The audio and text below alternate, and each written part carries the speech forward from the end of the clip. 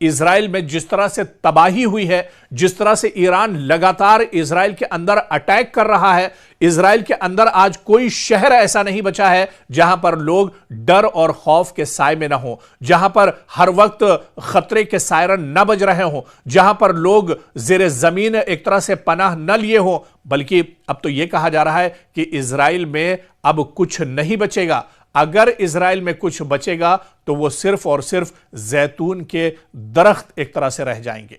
जी हां, इजराइल से लौटकर आने वाले हस्पानवी यहूदी ने बताया कि ईरानी मिसाइल और ड्रोन्स इजराइल में तबाही मचा रहे हैं। अमवात की तादाद बहुत ज्यादा है। इजराइल के अंदर नुकसान बेपनाह है।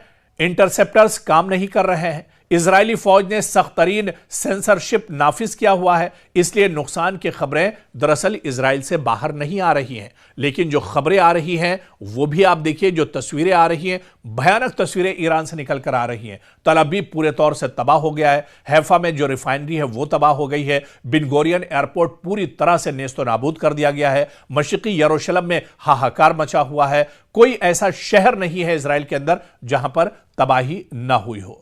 और कहा जा रहा है कि अगर ये जंग 2-3 महीने इसी तरह जारी रही तो सब यहूदी इजराइल छोड़कर यूरोप चले जाएंगे। वो अब इजराइल में रहने के लायक नहीं रहेगा। उन्होंने मजीद कहा कि या तो इजराइल शिफ्ट हुए थे अमन सुकून के लिए, ना कि मिसाइलों की बारिश में पनाहगाहों में छुपने के लिए। इजराइल तो उनके लिए अब एक तरह से गजा बन चुका है। जो तस्वीरें गजा से आ रही थी, जो तबाही गजा में इजराइल ने की थी, अब वही तबाही यहूदी अपने मुल्क में यानी इजराइल के अंदर देख रहे हैं। पूरा तल अवीव इस वक्त गजा की सूरत पेश कर रहा है।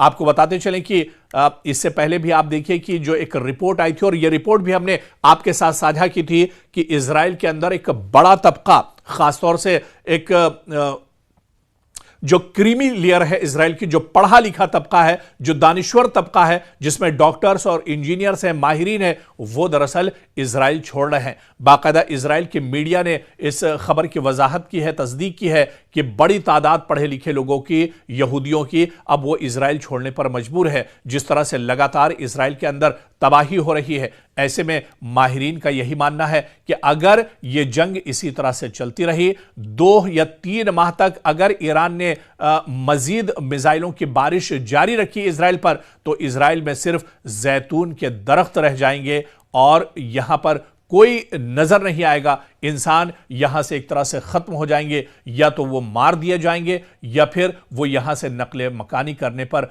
मजबूर हो जाएंगे। तो अब इजराइल की सूरत हाल दिन ब दिन बिगड़ती जा रही है। यह बात अलग है कि इजराइल से सही तस्वीरें ना आती हो, जो सच्चाई है उसे इजराइल एक तरह से छुपा रहा है, जो उसकी नाकामी है वो दुनिया से छुपा रहा है। लेकिन यह सोशल मीडिया का दौर है, ऐसे में चीजें निकलकर सामने आ रही हैं और दुनिया अब देख रही है कि जिस इजराइल का कभी हवा हुआ करता था, जिस अमेरिका और इजराइल की जोड़ी को सुपर पावर के नाम से जाना जाता था, वो सुपर पावर आज किस तरह से पस्ती का शिकार है, किस तरह से शिकस्त का सामना इजराइल और अमेरिका को इस जंग में करना पड़ रहा है। और जिस तरह से माहिरीन कहते हैं कि अगर सिर्फ 2 से 3 महीने ये जंग और चल गई तो फिर पूरी दुनिया में इसके असरात होंगे। इजराइल तो तबाह होगा ही होगा। अमेरिका की जो पोल है वो तो पहले ही खुल चुकी है, लेकिन उसकी जो कमजोरियां हैं वो भी निकलकर सामने आ जाएंगी अगर ये जंग और खिंचती है। अब यहां से यह देखना बहुत अहम होगा कि इस जंग में आगे का रुख क्या कुछ होता है,